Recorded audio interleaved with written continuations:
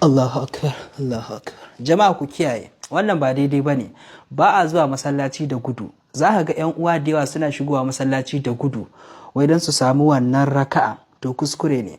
Hadisi yana nan cikin Bukhari, Annabi sallallahu alaihi wasallam ya ce ku je a natse.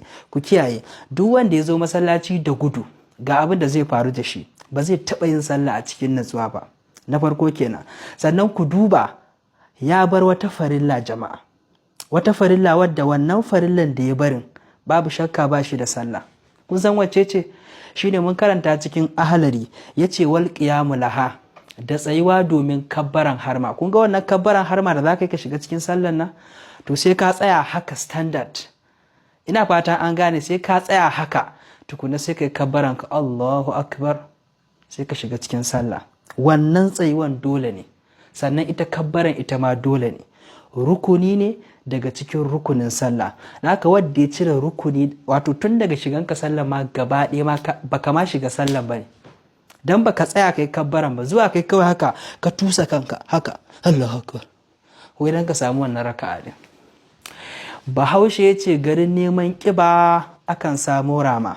Wannan bidiyo yana da matukar muhimmanci a yada shi zuwa ga 'yan uwa musulmi. Mutane da yawa za ku ga suna wannan kuskure din a masallaci.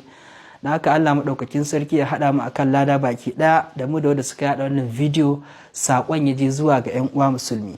Sannan kuma yana da muhimmanci mutane su yi ƙoƙari su shiga online islamiyya wadda muke gabatarwa.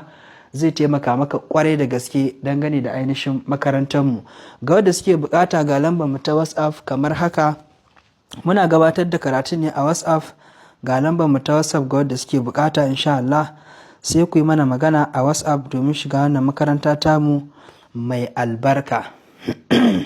Lambar mu ta WhatsApp jama'a shine 081 67 92 94 91.